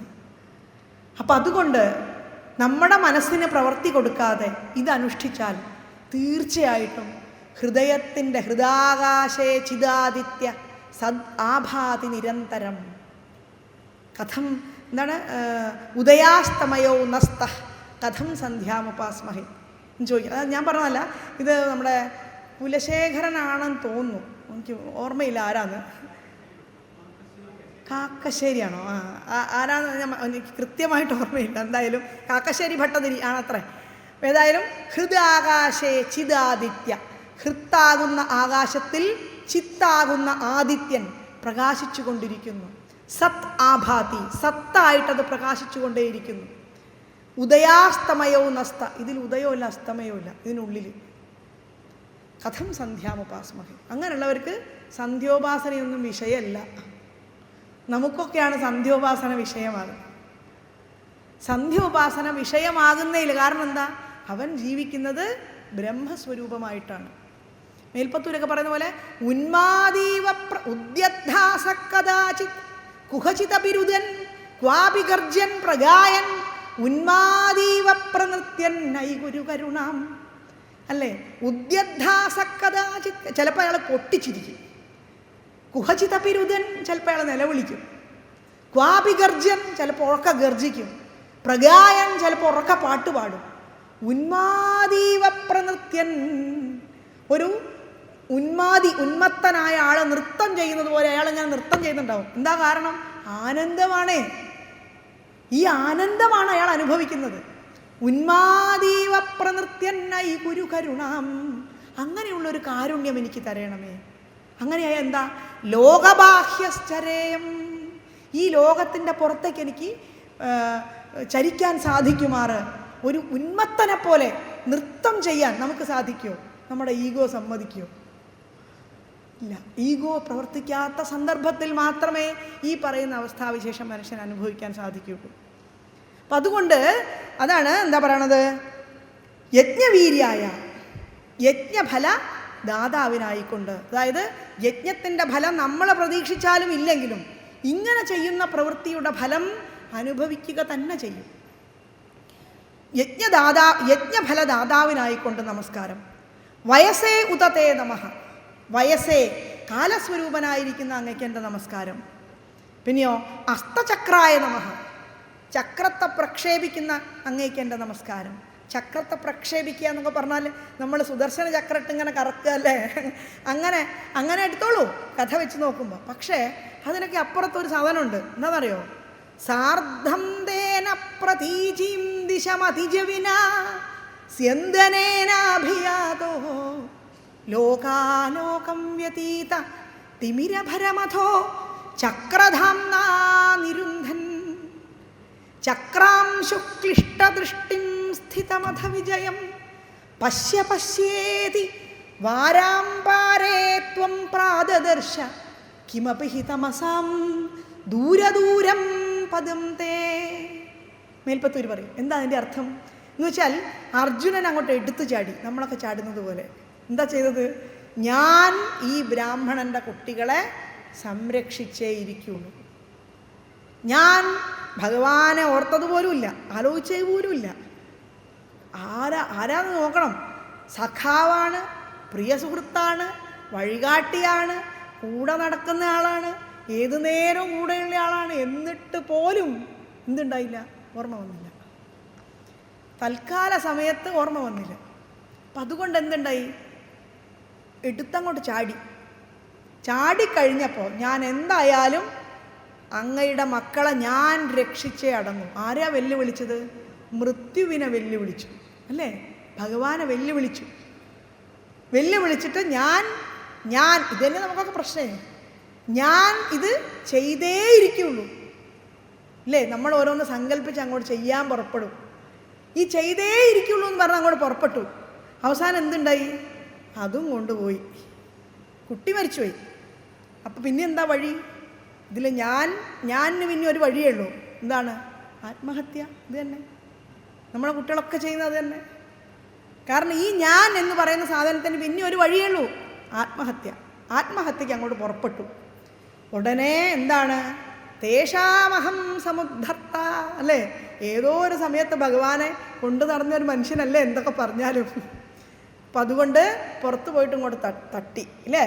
നീ എന്നെ ഓർത്തില്ലല്ലോ എൻ്റെ അർജുന അല്ലേ? ഒരിത്തിരിയെങ്കിലും നീ എന്നെ ഒന്നും ആലോചിച്ചില്ലല്ലോ എൻ്റെ അർജുന എന്ന് പറഞ്ഞിട്ട് പുറത്തും തട്ടി. അപ്പോഴാണ് തിരിഞ്ഞു നോക്കുന്നത്. ഓർമ്മ വരുന്നത് എന്ത്? ഭഗവാൻ അവിടെ ഇരിപ്പുണ്ട്. അപ്പോൾ അർജുനനെയും കൂട്ടി പോവുകയാണ്. എന്താണ്? സാർദ്ധം തേന, തേന സാർദ്ധം, അദ്ദേഹത്തോടു കൂടി പ്രതീചീം ദിശം, പടിഞ്ഞാറ് ഭാഗത്തേക്ക്, അതിജവിനാസ്യന്തനേനാഭിയാതോ, വളരെ വേഗം കൂടിയ സ്യന്തനം എന്ന് പറഞ്ഞ രഥം, അതിലങ്ങോട്ട് കയറി പുറപ്പെടുകയാണ്. ലോകാലോകം വ്യതീത, ഓരോ ലോകങ്ങളായിട്ട് ഇങ്ങനെ കടന്നുപോയി.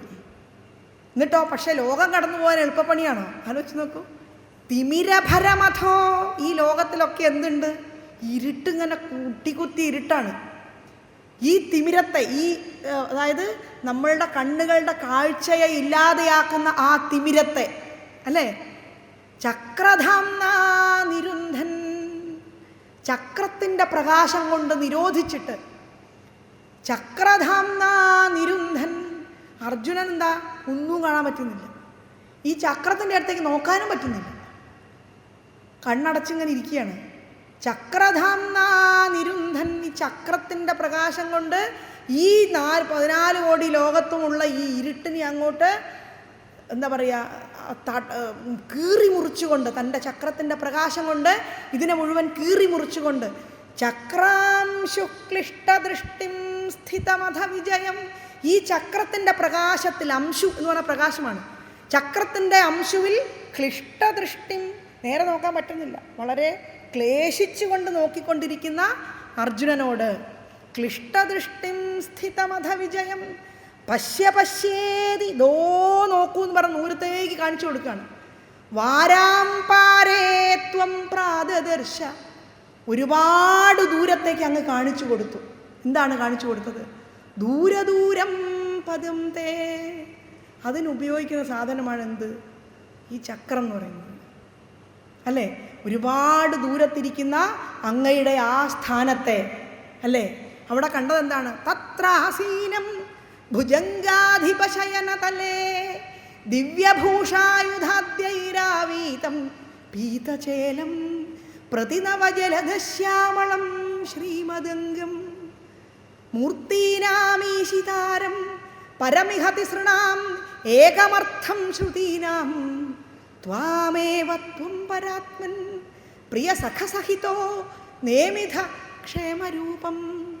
മഹത്തായ ആ ഒരു അനന്തശായിയായ, അതിൻ്റെ മുകളിൽ ഇങ്ങനെ ഇരിക്കുന്ന ഈ 10 മക്കളോടൊപ്പം ഇങ്ങനെ കളിച്ചുകൊണ്ടിരിക്കുന്ന ഭുജംഗാധിപനായിരിക്കുന്ന ഭഗവാന്റെ മനോഹരമായ ആ സ്വരൂപത്തെ അർജുനന് കാണിച്ചു കൊടുക്കുകയാണ്. അപ്പം അതിന്, അതായത് മനുഷ്യൻ്റെ ശരീരത്തിലുള്ള ഈ കൂരിരുട്ടിനെ നീക്കിക്കൊണ്ട് അതിനെ കീറി മുറിച്ചുകൊണ്ട് മുന്നോട്ട് പോകാൻ സഹായിക്കുന്ന ഭഗവാന്റെ ഏറ്റവും പ്രധാനപ്പെട്ട ആയുധവിശേഷങ്ങളിൽ ഒന്നാണ് ഈ സുദർശന ചക്രം എന്ന് പറയുന്നത്. അപ്പം അതുകൊണ്ട് നോക്കൂ, എന്താണ്? യജ്ഞവീര്യായ തേ നമഃ, പിന്നെന്താ? ഉതതേ നമഃ, കാലസ്വരൂപനായിരിക്കുന്നത് എന്താണ്? വയസ്സേ ഉതതേ നമഃ, കാലസ്വരൂപനായിരിക്കുന്ന അങ്ങേക്ക് എൻ്റെ നമസ്കാരം. അസ്തചക്രായ, ചക്രത്തെ പ്രക്ഷേപിക്കുന്ന അങ്ങേക്കായിക്കൊണ്ട് എൻ്റെ നമസ്കാരം. സുപുരുഹൂതയെ, അതായത് ശോഭനങ്ങളും പുരുക്കളുമായിരിക്കുന്ന നാമങ്ങളോടുകൂടിയ അങ്ങേക്ക് എൻ്റെ നമസ്കാരം. അതായത് പുരുക്കൾ എന്ന് പറഞ്ഞാൽ മംഗളങ്ങളെ വർദ്ധിപ്പിക്കുന്ന, ഒരുപാട് മംഗളങ്ങളെ തരുന്ന പുരുക്കളായ ഒരുപാട് നാമങ്ങളോടുകൂടിയ അങ്ങേക്ക് എൻ്റെ നമസ്കാരം. ഭഗവാന്റെ നാമം എന്തു പറഞ്ഞാലും ഭഗവാന്റെ നാമമാണ്, അല്ലേ? കാരണം എന്ത് നമ്മൾ ലോകത്തുള്ളത് പറഞ്ഞാലും ഭഗവൻ നാമമാണ്. അപ്പം അത് അങ്ങനെ അനന്തമായ നാമങ്ങളോടുകൂടി അങ്ങേക്ക് എൻ്റെ നമസ്കാരം. യജ്ഞാദി കർമ്മങ്ങളുടെ ഫലം നൽകുന്ന കാലസ്വരൂപനായിരിക്കുന്ന ദേവന്മാരായിട്ടുള്ള ഞങ്ങളെ രക്ഷിക്കാൻ വേണ്ടി അസുരന്മാരിൽ ചക്രായുധം പ്രയോഗിക്കുന്ന, മംഗളങ്ങളെ വർദ്ധിപ്പിക്കുന്ന വളരെയധികം പേരുകളോടുകൂടി അങ്ങേക്ക് എൻ്റെ ഞങ്ങളുടെ ഹൃദയം നിറഞ്ഞ നമസ്കാരം. ഇതാണ് അതിൻ്റെ അർത്ഥം. യജ്ഞവീര്യായ നമഃ, വയസ്സേ ഉത തേ നമഃ, അസ്തചക്രായ നമഃ, പിന്നെ സുപുരുഹൂതയേ തേ നമഃ. ഇത്രയാണ് ആ ശ്ലോകം. ഇനി അടുത്ത ശ്ലോകത്തിലേക്ക് കടക്കാം. യത്തേ ഗതീനാം തിസൃണാമീശിതുഃ പരമം പദം നാർവാജിനോ വിസർഗസ്യ ധാതർവേദിതുമർഹതി. നാർവാജിനോ വിസർഗസ്യ ധാതർവേദിതുമർഹതി യത്തേ ഗതീനാം തിസൃണാം ഈശിതുഃ പരമം പദം നാർവാചീനോ വിസർഗസ്യ ധാതർവേദിതുമർഹതി. ഒന്നുകൂടി വായിക്കാം. യത്തേ ഗതീനാം തിസൃണാം ഈശിതുഃ പരമം പദം നാർവാചീനോ വിസർഗസ്യ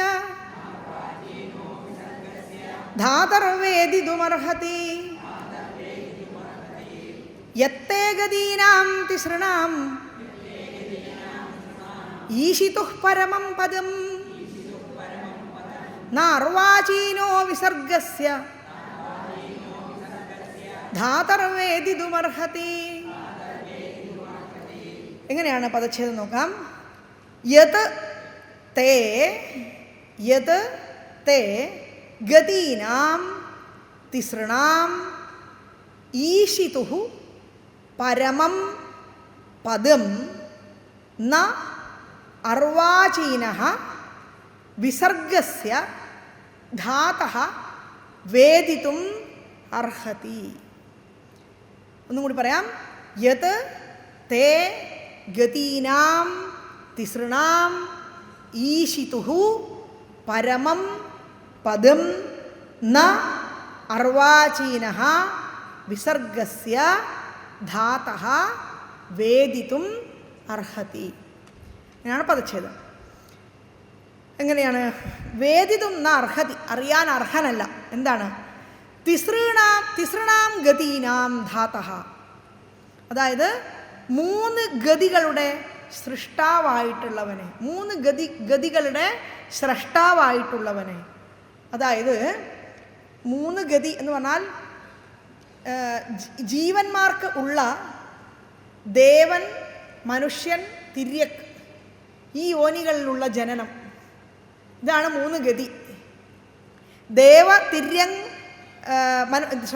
മനുഷ്യ തിര്യഗാദി യോനികളിൽ ജീവന്മാർക്ക് ഉള്ള സ്ഥാനങ്ങളെ, ആ സ്ഥാനത്തെ കൽപ്പിച്ച് സൃഷ്ടിക്കുന്ന തിസൃണാം ഗതീനാം ധാതഃ സ്രഷ്ടാവായിട്ടുള്ളവനെ, 3 ഗതികളുടെ സ്രഷ്ടാവായിട്ടുള്ളവനെ.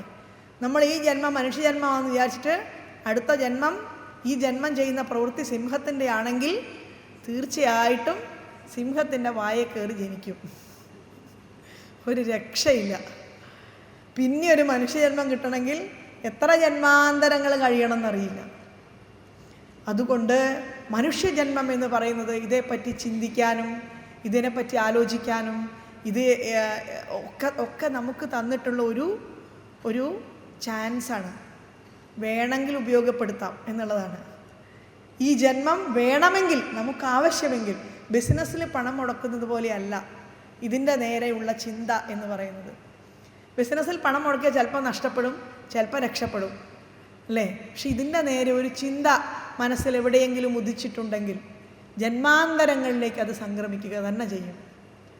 അപ്പം അതുകൊണ്ട് ആ സംക്രമണം എന്ന് പറയുന്നത് നമ്മളിൽ സാധിക്കട്ടെ എന്ന് തീർച്ചയായിട്ടും. കാരണം എന്താണെന്നറിയോ? ഇതിൽ ഭക്തി ഉണ്ടാവുക എന്ന് പറയുന്നത് ഒരു ചെറിയ വിഷയമല്ല. എന്തിനാണ് ഈ ഋഷിമാർ നമുക്ക് ഇത്രയും കഥകളും ഈ സാധനങ്ങളൊക്കെ ഉണ്ടാക്കി വെച്ചിരിക്കുന്നത്? എന്താണ്? ത്വദ്ഭക്തിസ്തു കഥാരസാമൃതഝരീ നിർമ്മജ്ജനേന സ്വയം സിദ്ധ്യന്തി വിമല പ്രബോധ പദവീം അക്ലേശതസ്തന്വതി. അല്ലേ? ഇത് വളരെ ഋഷി പരമ്പര വിഭാവനം ചെയ്തിരിക്കുന്ന ഒരു ആസൂത്രണമാണ്. മനുഷ്യ ജീവിതത്തിൽ ഋഷി പരമ്പര വിഭാവനം ചെയ്ത ഒരു ആസൂത്രണമാണ്. നിങ്ങൾക്ക് നോർമലായിട്ട് ഒരാളെ സ്നേഹിക്കാൻ പറ്റുന്നില്ല എങ്കിൽ അയാളുടെ ഗുണഗണങ്ങളെ നിങ്ങൾ മനസ്സിലാക്കൂ. അയാളുടെ നന്മയെ, അയാളുടെ സംരക്ഷണ കവചത്തെ, അയാളുടെ അതിനെ മനസ്സിലാക്കിക്കൊണ്ട് നിങ്ങൾ അയാളോട് അടുക്കാൻ ശ്രമിക്കൂ. എന്താ മനുഷ്യനെ സംബന്ധിച്ച് എപ്പോഴും എന്താണ്? സന്തോഷത്തെക്കാൾ മുകളിൽ, എത്ര സന്തോഷം ഉണ്ടായാലും അതിനേക്കാൾ മുകളിൽ നിൽക്കുന്ന ദുഃഖമായിരിക്കും. കാരണം അതിനെക്കുറിച്ച് നമുക്ക് ചിന്തിക്കാനുള്ളൂ. ദുഃഖമാണ് നമ്മുടെ ചിന്തയിൽ വരുള്ളൂ. അപ്പം എന്താ ഭഗവാൻ അവിടെ എന്താണ് പ്രവർത്തിക്കുന്നതെന്ന് ചോദിച്ചാൽ, പ്രഭൂതാധിവ്യാധി പ്രസഭചലിതേ മഹാമകഹൃതി, അല്ലേ? ത്വദീയം തദ്രൂപം, വേറെ ഒരു ആശ്രയവും ഇല്ലാതെ മലന്ന് കിടക്കുമ്പോൾ ഭഗവാന്റെ രൂപം ഇങ്ങനെ കാണാൻ സാധിക്കുക എന്ന് പറയുന്നത് നൽകുന്ന ഒരു ആനന്ദം, അത് ഒരു മരുന്നിനും ഒരു എന്താ പറയുക ജീവൻ നിലനിർത്തുന്ന ഇൻസ്ട്രുമെൻസിനും ചെല്ലാൻ സാധിക്കില്ല. പ്രഭൂതാധിവ്യാധി പ്രസഭചലിതേ മാമകഹൃതി ത്വദീയം തദ്രൂപം പരമരസചിദ്രൂപമുദിയാത്. പരമാനന്ദമാകുന്ന രസത്തെ നിറച്ചുകൊണ്ട് എൻ്റെ ഹൃദയത്തിലേക്ക് അങ്ങ് ഉദിച്ചു പൊങ്ങണമേ ഭഗവാനെ. എന്താ സംഭവിക്കുന്നത്? ഉദഞ്ചത്രോമാഞ്ചോ, എൻ്റെ ഓരോ രോമകൂപങ്ങളും എഴുന്നേറ്റ് നിൽക്കുമാറ്.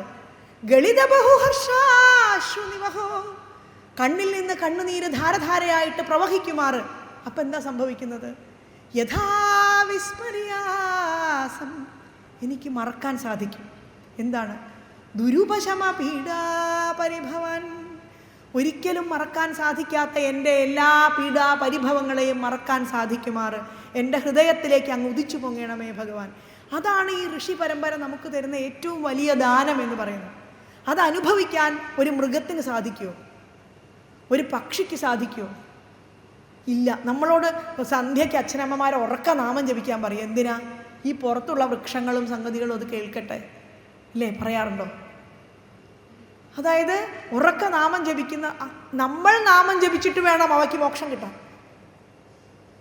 അപ്പം അതുകൊണ്ട് ഈ നാമജപം, ഈ ഒരു ഓർമ്മ എന്ന് പറയുന്നത് ഉണ്ടാവാൻ വേണ്ടി ഇപ്പോൾ ദേവന്മാർ പറയാണ്, ഈ 3 ഗതികളുടെ, അതായത് ദേവ മനുഷ്യ തിര്യഗ്യോനികളിൽ ജീവന്മാർക്കുള്ള സ്ഥാനങ്ങളെ കൽപ്പിച്ച് സൃഷ്ടിച്ച് സംരക്ഷിക്കുന്നു. അതായത് ഈശിതുഹുത്തെ തിസൃണാം ഗതീനാം ധാതഃ, അല്ലയോ 3 ഗതികളുടെ സൃഷ്ടാവായിട്ടുള്ളവനെ, ഈശിതുഹു തേ, ഈശ്വരനായിട്ടുള്ള അങ്ങയുടെ പരമം പദം, സർവോത്കൃഷ്ടമായിട്ടുള്ള ആ സ്ഥാനത്തെ,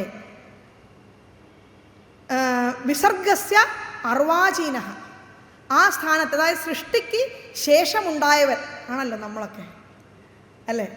അപ്പോൾ വിസർഗസ്യ അർവാചീനഃ വേദിതും ന അർഹസി, അങ്ങ് സൃഷ്ടി എപ്പോഴോ നടത്തി, അല്ലേ? അങ്ങ് നടത്തിയ സൃഷ്ടിക്ക് ശേഷം, അങ്ങ് സൃഷ്ടിച്ചിട്ടാണല്ലോ നമ്മളുണ്ടായത്. നമ്മളൊക്കെ സൃഷ്ടി നടത്തിയിട്ട് നമ്മളോടൊക്കെ ഈ പറയുന്ന മക്കൾ എന്നുള്ള ബന്ധം കൊണ്ട് ഭഗവാൻ അങ്ങോട്ട് രമിച്ചാൽ എങ്ങനെ ഉണ്ടാവും എന്നാലോചിച്ച് നോക്കൂ.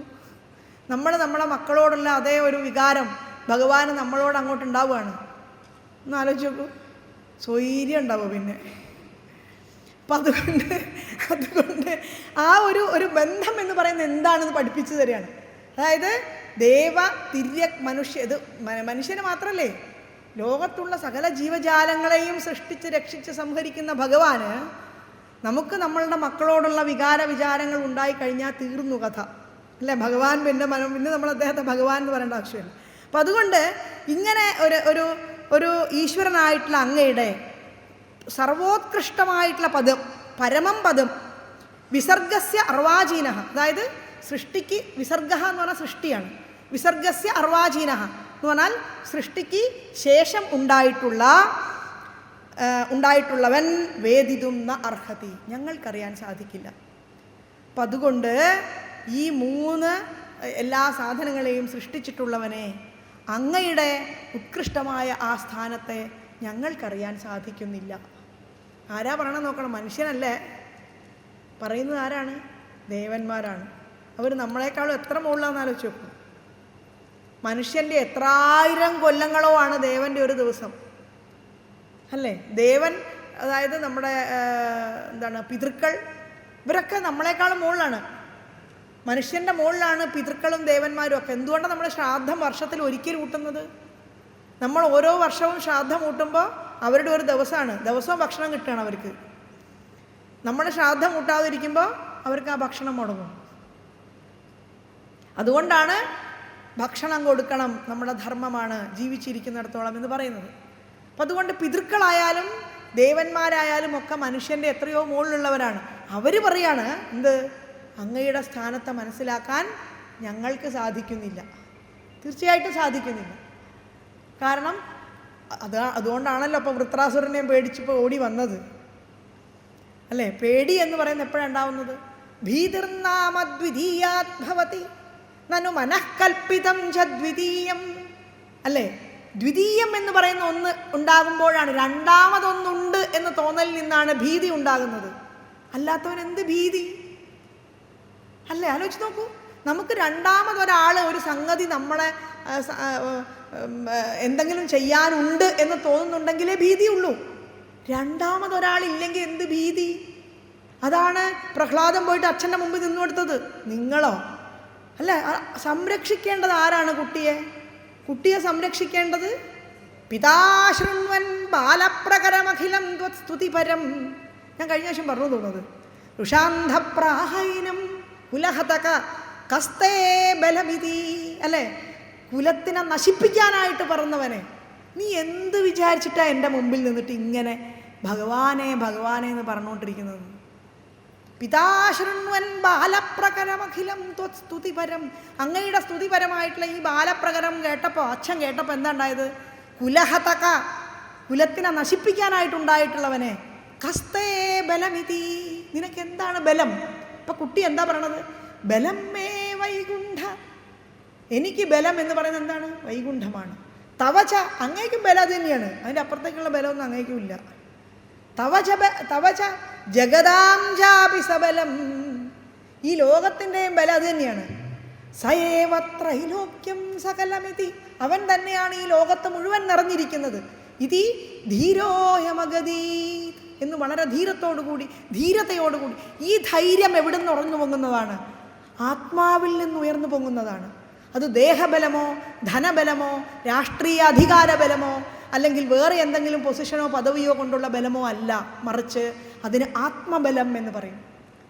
കേനോപനിഷത്ത് പറയും ആത്മനാവിന്ദതേ വീര്യം. ആത്മാവിനെ നശിപ്പിക്കാൻ സാധ്യമല്ല. നൈനം ഛിന്ദന്തി ശസ്ത്രാണി, അല്ലേ? നൈനം ദഹതി പാവകഃ ന ചൈനം ക്ലേദയന്ത്യാപോ ന ശോഷയതി മാരുത. എങ്ങനെയാണോ ബാല്യം വിട്ട് കൗമാരത്തിലേക്ക് കയറുന്നത്, എങ്ങനെയാണോ കൗമാരം വിട്ട് വാർദ്ധക്യത്തിലേക്ക് കയറുന്നത്, അതുപോലെ മനുഷ്യൻ ഈ ശരീരം വിട്ട് അടുത്ത ശരീരത്തിലേക്ക് പ്രവേശിക്കുന്നു. എവിടെയാണ് എനിക്ക് മരണം? ഇല്ലാതെയാകുന്നത് നശ്വരമായിട്ടുള്ള ഈ ശരീരം മാത്രമാണ് എന്ന് നിരന്തരമായി ബോധ്യപ്പെടുത്തുകയാണ്. ഏത് പുസ്തകം അത് മാത്രമേ ബോധ്യപ്പെടാനുള്ളൂ.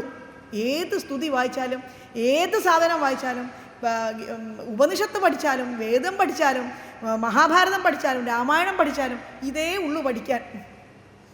വേറെ ഒന്നും പഠിക്കാനില്ല നമുക്ക്. പക്ഷെ അത് പഠിക്കാൻ എന്ത് ചെയ്യണം? ഇങ്ങനെയുള്ള വിവിധ ഗ്രന്ഥങ്ങളെ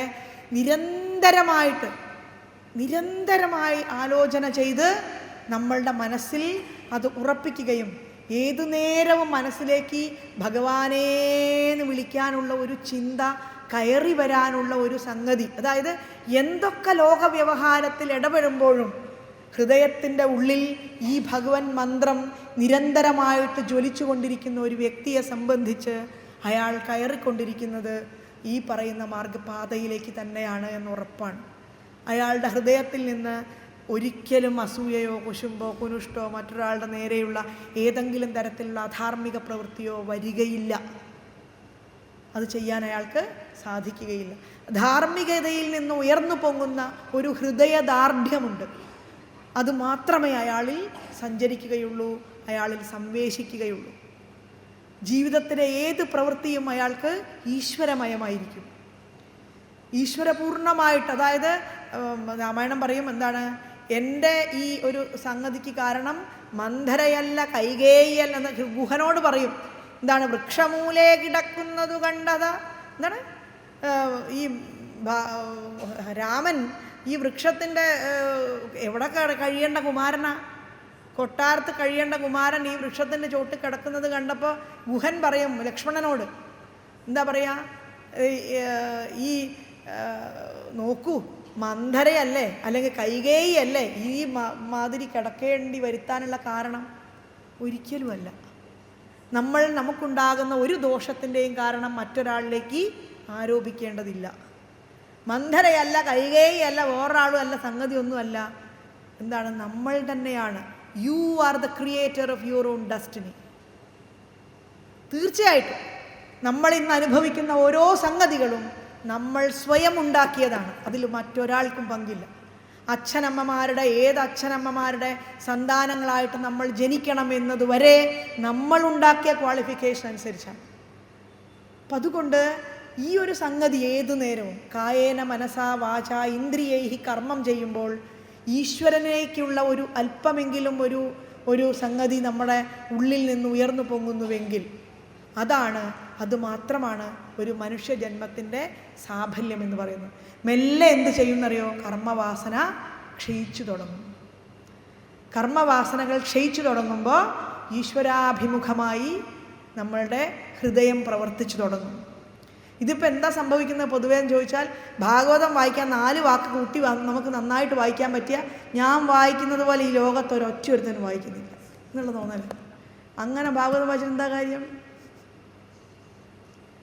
അതായത് വായിക്കാൻ അറിഞ്ഞുകൂടാത്തവൻ വായിക്കട്ടെ, അവൻ വായിക്കട്ടെ. കാരണം എന്താ?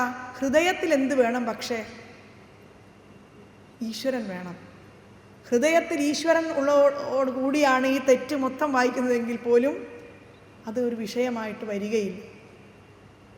കാരണം ഭഗവാൻ അതിൽ തീർച്ചയായിട്ടും അറിയാതെ ചെയ്യുന്ന ഏത് പാപവും ക്ഷമിക്കപ്പെടും.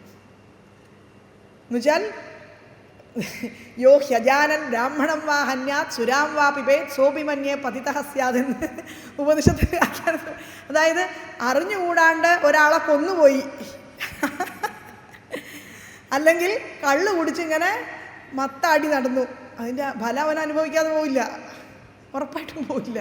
പക്ഷെ എന്നാലും ഇതൊന്നും അത് കൂടുതൽപ്പെടില്ലല്ലോ. ഇതിപ്പോൾ ഒരിത്തിരി തെറ്റി വായിക്കണം എന്നല്ലട്ടോ പറഞ്ഞത്. എല്ലാ കാലവും ഞാനിത് തെറ്റിയേ വായിക്കൂ, അങ്ങനെ പ്രതിജ്ഞയുടെ ആവശ്യമില്ല. എനിക്ക് പറ്റുന്ന പോലെ ഞാൻ വായിച്ചു നോക്കട്ടെ, ഇനി അതിൽ എന്തെങ്കിലും തെറ്റുണ്ടോ എന്ന് പരിശോധിക്കാൻ നമ്മൾ ബാധ്യസ്ഥരാണ്, അല്ലേ? ചെറുതായിട്ട് തന്നെയേ വലുതായിട്ട് വരുള്ളൂ. അപ്പം അതുകൊണ്ട് ഏത് കുട്ടിയും, ഞാൻ എപ്പോഴും അല്ലെങ്കിൽ കുഞ്ഞു കുട്ടിയായ സമയത്തൊക്കെ ഇതൊക്കെ ഇങ്ങനെ വെറുതെ വായിക്കും. എന്ത് സംസ്കൃതം, ഒരു സാധനം സംസ്കൃതവും ഇല്ല, മലയാളം തന്നെ മര്യാദക്കില്ലാത്ത ഒരു കാലഘട്ടത്തിലൊക്കെ ഇത് വായിക്കുമ്പോൾ വലിയ കാര്യത്തിൽ മറ്റുള്ളവരെ കേൾപ്പിക്കാൻ വേണ്ടി സൂര്യസ്പർദ്ധി കിരീടമൂർധത്തിൽ എന്നൊക്കെ പറയും. പക്ഷെ സത്യത്തിൽ ഞാനിപ്പോൾ ആലോചിക്കാം, കാരണം ഇപ്പം എൻ്റെ അനുഭവത്തിൽ നിന്ന് ഞാൻ വിചാരിക്കും എപ്പോഴും, ഈ വീട്ടിൽ ഈ സാധനം ഇത് വായിച്ചാൽ ഞാൻ സമ്മതിക്കാം എന്നൊക്കെ പറഞ്ഞ് അച്ഛനിങ്ങനെ പ്രോത്സാഹിപ്പിക്കുമായിരുന്നു. അപ്പം അതിന് ഏറ്റവും ആദ്യം എന്താണ്, മറ്റേ ഇതില്ലേ, സ്തംഭേ ഘട്ടയത്തോ, അത് തന്നെയല്ല, അതിനകത്ത് ഉത്സർപ്പദ്വലിഭംഗഭീഷണഹനുഹ്രസ്വസ്ഥഭീയസ്തരഗ്രീവം പീവരദോഷതോദ്ഗതനഖക്രൂരാംശുദൂരോദ്ബണം. എന്ത് കുന്തർത്ഥം അറിഞ്ഞിട്ടാ? ഇപ്പോഴും അറിഞ്ഞൂടാ കേട്ടോ, ഇപ്പോഴും അറിഞ്ഞൂടാ. അതിൻ്റെ അർത്ഥം മനസ്സിലാക്കാൻ അത്ര എളുപ്പമല്ല. അതായത് നമുക്ക് അറിഞ്ഞിട്ട് നമ്മൾ വായിക്കാൻ തുടങ്ങുക എന്നുള്ളത് സാധ്യമല്ല. അതുകൊണ്ട് വായിച്ചു തുടങ്ങി അറിയുക എന്നുള്ളതാണ്. വായിച്ചു തുടങ്ങിയാൽ നമുക്ക് എന്ത് വരുന്നറിയോ? ഇതിൻ്റെ താഴെ വായിച്ച് എഴുതി വെച്ച മലയാളം വായിക്കുമ്പോഴെങ്കിലും നമുക്ക് എന്തുണ്ടാവും? ചെറിയൊരു ബോധം ഉണ്ടാവും. കുറേ കാലം, ഞാൻ സത്യമായിട്ടും പറയാം, 4ാം ക്ലാസ് വരെ വിദ്യാഭ്യാസമുള്ള ആളുകൾ, എൻ്റെ അമ്മയുടെ അമ്മ എപ്പോഴും ആലോചിക്കും, 4ാം ക്ലാസ് വരെ പഠിച്ചിട്ടുള്ളൂ, അതിനപ്പുറത്തേക്ക് പഠിക്കാൻ സമ്മതിച്ചില്ല വീട്ടിൽ നിന്ന്. അത്രയൊക്കെ പഠിച്ചാൽ മതി പെൺകുട്ടികൾ അന്നത്തെ കാലത്ത്. അപ്പം പഠിക്കാൻ സമ്മതിച്ചില്ല. അപ്പം അതുകൊണ്ട് അമ്മമ്മ എൻസൈക്ലോപ്പീഡിയ ആയിരുന്നു പുരാണത്തിൻ്റെ, മരിക്കുന്ന സമയം വരെ. ഞാനിപ്പോഴും വിചാരിക്കും. കാരണം എന്താണെന്ന് ചോദിച്ചാൽ, ഒരു അക്ഷര സംസ്കൃതം അറിഞ്ഞൂടാ, മരിക്കുന്നത് വരെ അറിഞ്ഞൂടാ. പക്ഷേ ദേവി ഭാഗവതം ഈ സാധനങ്ങളൊക്കെ ബൈഹാട്ടാണ്. ഞാൻ തന്നെ എത്രയോ കഥകളൊക്കെ മനസ്സിലാക്കിയ കഥകളിൽ ഓരോ അസുരൻ്റെയൊക്കെ പേര് എന്നോട് പറഞ്ഞു, ഞാൻ മറന്നു.